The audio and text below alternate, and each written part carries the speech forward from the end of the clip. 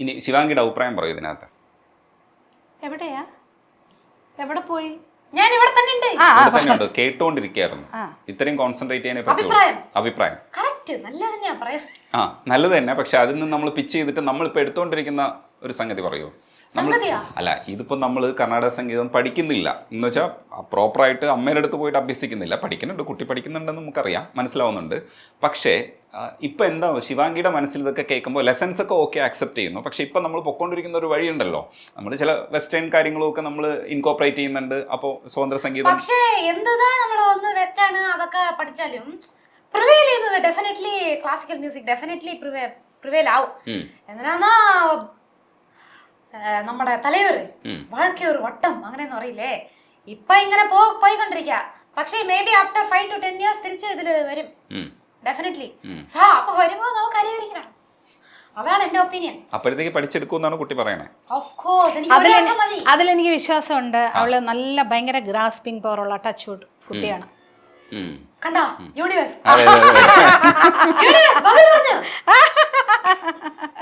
അതാണ്. കണ്ടു ഇനി അതാ പറയുന്നേ. ഇപ്പൊ എന്തെങ്കിലും ഒരു വിഷയം പറഞ്ഞാൽ ദിടീന്ന് ഫോണിൽ നിന്ന് ഒരു ടിങ് അങ്ങനെ മെസ്സേജ് തന്നാൽ according to me okay universe ബദൽ പറഞ്ഞു. ഇല്ലെങ്കിൽ ഒരു 11122233 അങ്ങനെ ഒരു നമ്പർ കണ്ട. ഇപ്പൊ കണ്ടാ തമ്പുരുവേ അടിച്ചു. അതെന്റെ കൈ കൊണ്ടതാ. ആ കൈ അമ്മ വുഡിനെ തൊടാൻ പോയി. പക്ഷെ അവിടെ ഇത് ഇതിന്റെ കുട്ടിയാണെന്നുള്ളത് മനസ്സിലായി. പക്ഷെ ഇത് ഇച്ചിരി കൂടെ വളർന്നു. അങ്ങനെയാണോ മനസ്സിലാക്കേണ്ടത്? അതുപോട്ടെ. ഈ ക്രഷിന്റെ കാര്യം തുറന്നു പറയുന്ന സമയത്ത് എങ്ങനെയാ അത് മാനേജ് ചെയ്തേ? എന്തായിരുന്നു മനസ്സിനകത്ത് പൊക്കോണ്ടത്? എനിക്ക് വലിയ സന്തോഷമായി പോയി. കാരണം എന്താന്ന് വെച്ചാ അതെ അമ്മ വിചാരിച്ചു അമ്മയെ പോലെ തന്നെ ഞാനും ഒരു പൊട്ടിയാന്ന്. അങ്ങനെയൊന്നും പറയില്ല ശിവാംഗി. അമ്മ ഞാൻ പൊട്ടിയൊന്നുമല്ല. അമ്മ പൊട്ടിയല്ല ആക്ച്വലി. അമ്മ വന്ന് ഇവളെ കൊണ്ട് ഇന്റർവ്യൂ ചെയ്താ എന്റെ എല്ലാം പോകും. അമ്മ പൊട്ടിയല്ല, അമ്മാണ് ഇരിക്കുന്നത് അറിവ് ജാസ്തി ഉള്ളത്. പക്ഷെ പൊതുവാഴ്ചയെ പറ്റി അറിയില്ല. ആക്ച്വലി എനിക്ക് പൊതുവാഴിക്കയെ കുറിച്ച് അറിയാവുന്ന, അതുകൊണ്ടാണ് ഞാൻ വാഴക്കയുടെ നിന്റെ കൃഷിയൊക്കെ ഞാൻ ഈസി ആയിട്ട് എടുക്കുന്നത്. അത് വിവരമുള്ളവർക്കേ പറ്റുള്ളൂ. പൊട്ടില്ല. അങ്ങനെ ഒരു പോർഷൻ ഉണ്ട്. അതിനപ്പുറത്ത് നിന്ന് ചിന്തിക്കുന്നതുകൊണ്ട് പിന്നെ അതിന്റെ അപ്പുറം വിവരം ഏതെങ്കിലും ഒരു കൊച്ചു സ്വന്തം അമ്മയെ കുറിച്ച് ഇങ്ങനെ അല്ല, അതെങ്ങനെ ഡീൽ ചെയ്തേ? ഇപ്പൊ കുറച്ച് ദേഷ്യമൊക്കെ വരുമല്ലോ, അപ്പൊ എങ്ങനെയാണ് ശിവാംഗി എങ്ങനെ? ഞാൻ ദേഷ്യമേ പെട്ടിട്ടില്ല. ഞങ്ങൾ സമ്മതിക്കില്ല, നമ്മൾ സമ്മതിക്കില്ല, ഞങ്ങൾക്കറിയാം. ഇല്ലല്ല, കൂടെ ഒരു ഫൈറ്റ് എനിക്ക് അത് ഇതിന്റെ കൃഷിന്റെ പേരിലല്ല, ഒരു പേരിൽ ഫൈറ്റ് ആയപ്പോ ഞാൻ ഭയങ്കരമാ കത്തി. നീ എന്റെ പേര് സോറി ചോദിച്ചോ? പിന്നെ സോറി പറയണ്ട, ഞാൻ തെറ്റില്ല. നിന്റെ പേര് തെറ്റില്ലായിരിക്കാം, പക്ഷെ നീ കത്തിയ കത്തൽ എന്ന് പറഞ്ഞാൽ എന്താ സൗണ്ട്, ഈ ഫ്ലാറ്റ് മുഴുവൻ കേട്ടു. ഞാൻ പറഞ്ഞു എന്തിനാണ് ഈ ഫ്ലാറ്റ് മുഴുവൻ കേൾപ്പിക്കുന്നേ എന്ന് പറഞ്ഞു. ഞാൻ ഒരു പോയിന്റ് പറയാൻ വരുമ്പോ അമ്മ വന്ന് കൊറേ പേഴ്സണൽ അറ്റാക്ക് ചെയ്യും നിറയെ എപ്പാമേ. എന്താന്നാ എന്തെങ്കിലും പറഞ്ഞ പിന്നെ നീ വലിയ ഇവളല്ലേ അങ്ങനെയെന്ന് പറയും അഗൈന്. എന്നിട്ട് ഞാൻ പറഞ്ഞ നിന്റെ ആ ക്രഷ് മാറിയില്ലേ, അവൻ രക്ഷപ്പെട്ടു എന്ന് പറയും. എന്താ പറയാ ഈ ഒച്ച കേൾക്കുമ്പോ ഞാൻ പറഞ്ഞ ഓ രക്ഷപ്പെട്ടു, അവൻ ഓടി എന്ന് പറഞ്ഞ് നിന്റെ ഈ ശബ്ദം കേട്ടിട്ടായിരിക്കും എന്ന് പറഞ്ഞു. അതൊക്കെ ഫീൽ ചെയ്തു. ഇങ്ങനെല്ലാം ആരെങ്കിലും ട്രിഗർ ചെയ്യോ? ഞാൻ പറയുന്ന പോയിന്റ് എല്ലാം റൈറ്റ് പോയിന്റ്സ്.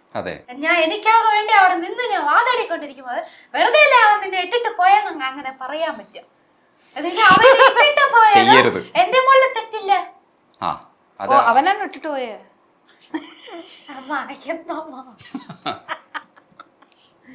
എന്താ പറയണേ എന്റെ അമ്മയും ഇതൊക്കെ. എന്നിട്ട് ഏതോ അമ്മ വലിയ ഞാനിയോ യോഗി മരിയോ അവിടെ വന്നിരുന്നിട്ട് ഞാനെല്ലാം ദേഷ്യപ്പെടുമ്പോ ഇങ്ങനെയല്ല ഞാൻ സംസാരിക്കാറില്ല അങ്ങനെയൊന്നും വന്ന് പറയും. പക്ഷെ അമ്മ ദേഷ്യപ്പെടുമ്പോ അമ്മ ഇതേപോലെ തന്നെയാ. അല്ല, ആ സ്പേസിൽ അത് കൂളായിട്ട് കൈകാര്യം ചെയ്തു തോന്നിയതാ. പക്ഷെ തോന്നിയെങ്കിലും അത് കൂളായിട്ടല്ല കൈകാര്യം ചെയ്തിരിക്കുന്നത്. കാരണം അയാളെ ട്രിഗർ ചെയ്യുന്ന പല പോയിന്റ്സും പറഞ്ഞു. അത്രയും ദേഷ്യം ഇല്ല എന്നുണ്ടെങ്കിൽ അതൊക്കെ പറഞ്ഞ് പ്രൊവോക്ക് ചെയ്യേണ്ട ആവശ്യമുണ്ടോ എന്നുള്ളതാണ്. എനിക്കൊന്നും കിട്ടിയില്ല. അതൊക്കെ ഇത് സമ്മതിച്ചു, ഇതൊക്കെ ഇത് ഞങ്ങൾ സമ്മതിച്ചു. ഇല്ലടാ, ഞാനിങ്ങനെ അന്തം വിട്ടിരിക്കട്ടെ. അതും അപ്പായോട് വഴക്കോടണം. ഞാനിങ്ങനെ ഇങ്ങനെ നോക്കുക. അപ്പൊ നമ്മുടെ മണിമേഖല ഉണ്ടല്ലോ, കുക്ക് മണിമേഖല ഉടനെ അഴ ആരംഭിച്ചു, ആ കരയാൻ തുടങ്ങി. മണിമേല അയ്യോ ശിവാങ്കി ഇങ്ങനെ കത്തുന്നല്ലോ എന്ന് പറഞ്ഞു. മണിയൊക്കെ എനിക്ക് സപ്പോർട്ട്, ഞാൻ പറയുന്ന പോയിന്റ്സ് എല്ലാം കറക്റ്റ് നമ്മ അങ്ങനെ പറഞ്ഞു. അമ്പടി അങ്ങനെ പറഞ്ഞോ, അവളൊന്ന് വരട്ടെ. കൊട്ടേഷനുണ്ട്. അല്ല, എന്നിട്ട് ഒടുവിൽ എങ്ങനെയാ ഇത് ഈ മനസ്സിനകത്ത് പരിഹരിക്കപ്പെട്ടെ? അയാളുമായിട്ട് അത് ഓക്കെ? ഞാൻ അതിനൊന്നും ഇങ്ങനെ സീരിയസ് കൊടുക്കാറില്ല, ഇങ്ങനെ ഇപ്പം ക്രഷ് അങ്ങനെ ഇങ്ങനെ ഇതൊന്നും. കാരണം ഒരു ലൈഫാണ് മാത്രമേ കണ്ടോളൂ. പക്ഷെ ആരെങ്കിലും പിന്നെ വേറെ മാതിരി നോക്കൂ. അല്ല, കുറച്ച് സീരിയസ് ആയിട്ട് എടുത്തോ എന്ന് വിചാരിച്ചോ എന്നാണ് ചോദിച്ചത്. ഇല്ലേ, അങ്ങനെ എടുത്തില്ല, ഇവളല്ലേ ആള്. ഇത് പ്രശ്നമാണ്. ഇതാണ് ട്രിഗർ ചെയ്യുന്നത്, ഇതാണ് ഇത് പ്രശ്നമാണ്. അല്ല, അത് ഇപ്പൊ കൂടെ പാട്ട് പഠിക്കാൻ ഇവളുടെ കൂട്ടുകാർ ആൺപിള്ളേരുന്നു, എനിക്ക് പെൺപിള്ളേരും കൂട്ടൻ. ഇനി ഒരു കാര്യം പറയാം, ഞാൻ ആൺപിള്ളേര് സൗഹൃദം വെക്കുന്നതിൽ ഞാൻ ആക്ച്വലി സപ്പോർട്ടാണ്. കാരണം എന്താണെന്ന് അറിയാമോ, നമ്മുടെ ഏതിലും നമ്മൾ പെൺപിള്ളേരാണ്, അത് പ്രശ്നമല്ലേ. അതിനൊന്നും ഇങ്ങനെ അമ്മ പറയുന്നില്ല കുത്തി കാണിക്കുന്ന മതി. എനിക്ക് ഗേൾ ഫ്രണ്ട്സ് ഇപ്പം എനിക്ക് വളരെ കുറവാണ്. അധികം ആരും എന്നെ ഇങ്ങനെ വിളിക്കുകയോ അങ്ങനെയൊന്നും ചെയ്യാറില്ല. എന്താണെന്ന് ഞാനും ആലോചിക്കാറുണ്ട്. പിന്നെ അതുകൊണ്ട് ഞാനും അവരെ ഡിസ്റ്റർബ് ചെയ്യാൻ പോവാറില്ല. പക്ഷേ ആൺപിള്ളേർ കുറച്ചുകൂടി എനിക്ക് തോന്നുന്നു ഫ്രണ്ട്ഷിപ്പ്, അവർ ആ ഒരു ഇതൊന്നും കാണാറില്ല, അവർക്ക് ഒരു സ്നേഹം കാണാറില്ല. അതുകൊണ്ട് തന്നെ അതുകൊണ്ട് ഈഗോ ഇല്ല. അതുകൊണ്ട് തന്നെ ശിവാങ്കി അങ്ങനെ എനിക്കത് ഞാൻ ഇവിടെ എല്ലാവരെയും വിളിച്ച ഞാൻ ഭയങ്കര കൂട്ടാണ്. ഇവരുടെ ഫ്രണ്ട്സുമായിട്ട് ഇവിടെ എല്ലാവരും ഭയങ്കര കൂട്ടാണ് അവരെല്ലാവരുമായിട്ട്. ഞാനും പെൺപിള്ളേരുമായിട്ട് നമുക്ക് കുറേ ഒരു 6-7 അംഗ സംഘം പെൺപിള്ളേരും ഉണ്ട്. അവരും ഇവിടെ വന്നു എല്ലാം ഞാൻ ഭയങ്കര കൂട്ടാണ് അവരോട്. ചോദിച്ചു നോക്കുള്ളൂ. ഞാനും അതിലൊരാളായിട്ട് മാറും. പക്ഷെ ചെന്നൈ നഗരത്തിൽ കുറച്ച് നമ്മളൊരു മലയാളി മനസ്സുണ്ടാവും. അപ്പൊ ശിവാങ്കി പുറത്തൊക്കെ പോയിട്ട് വരുമ്പോൾ ശിവാങ്കി ഇവിടെ നന്നായിട്ട് പരിചയമുള്ള ഒരാളും കൂടെയാണ്. പക്ഷെ അങ്ങനെ ഒരു അമ്മ മനസ്സ് ഒക്കെ അങ്ങനെ കാത്തിരിക്കുവോ? എന്താണ് അവസ്ഥ? അത് ഇറിറ്റേറ്റ് ചെയ്യോ ശിവാങ്കി? അല്ല, ഇത് ശിവാങ്കി ഫ്രണ്ട്സിന്റെ കൂടെ പോകുന്നു. അത് പെൺപിള്ളേരുടെ കൂടെയാണ്. കുറെ ഒരു 6-7 പേരുണ്ട്. അവരെന്നെ വിളിക്കും, അവരെല്ലാരും വിളിക്കും. വിളിച്ചിട്ട് അതിന്റെ കൂടെ ആൺപിള്ളേരുണ്ടെങ്കിലും എനിക്ക് ഒരു കുഴപ്പമില്ല. കാരണം ഇവിടെ തമിഴ് കുട്ടികൾ ആൺപിള്ളേരാണേലും എല്ലാവരും ഇവിടെ കുറച്ചുകൂടെ മര്യാദ കൂടുതലുണ്ട്. ഞാനത് എനിക്കങ്ങനെ തോന്നാറുണ്ട്. അതൊക്കെ ആ സമയത്ത് വിളിച്ച് ഇറിറ്റേറ്റ് ചെയ്യോ? ഇല്ല. വിളിക്കോ? ഫോൺ ചെയ്യോ? വിട്ടേക്കും അങ്ങ്. ഇപ്പൊ ഡ്രൈവർ ആണെങ്കിലും അറിയാം, സേഫ് ആയിട്ട് കൊണ്ടുപോയി തരും. 11:30 മേലെ അങ്ങനെ ലേറ്റ് ആവാറില്ല. ഞാൻ 10 മണിക്ക് ഇന്നലെ കൂടെ ഞാൻ 10 മണിക്ക് അതിന് മുമ്പ് മിനിങ്ങാന്ന് 11:30. ഇന്നലെ 10 മണി കഴിഞ്ഞു. ഞങ്ങൾ വന്നപ്പോ 10 മണിയായിരുന്നു. അപ്പൊ ശിവാങ്കി എത്തിയിട്ടില്ല. പിന്നെ സിനിമ കാണാൻ പോകും ഫ്രണ്ട്സുമായിട്ട്, അതൊക്കെ ഞാൻ വിടും. പിന്നെ എന്റെ മോനോടെ 10 മണി ഇത് പറയുമ്പോഴത്തേക്ക് വിചാരിക്കും 10 മണിയായാലും 12 മണിയായാലും ഒക്കെ സെയിം ആണ്. വലിയ അത് ടൈം മാത്രമാണ്. അതെ. അതുകൊണ്ട് പിന്നെ വലിയ കുഴപ്പമില്ല. ഇവിടെ പിന്നെ പൊതുവെ സ്ത്രീകളെ എല്ലാരും അമ്മ. ഇപ്പൊ വഴി കൂടി ഇപ്പൊ ഒരു ട്രാഫിക് ഒരു പോലീസുകാരാണെങ്കിലും അമ്മ അങ്ങനെ വിളിച്ച ഇവിടെ പൊതുവെ സ്ത്രീകളെന്ന് പറഞ്ഞ ഒരു അമ്മ ഇതായിട്ട് അങ്ങനെയാണ്. അവർ കൊച്ചു കുട്ടികളെ തൊട്ട് വലിയ ആൾക്കാരെ വരെ അമ്മ എന്ന് വിളിക്കണം.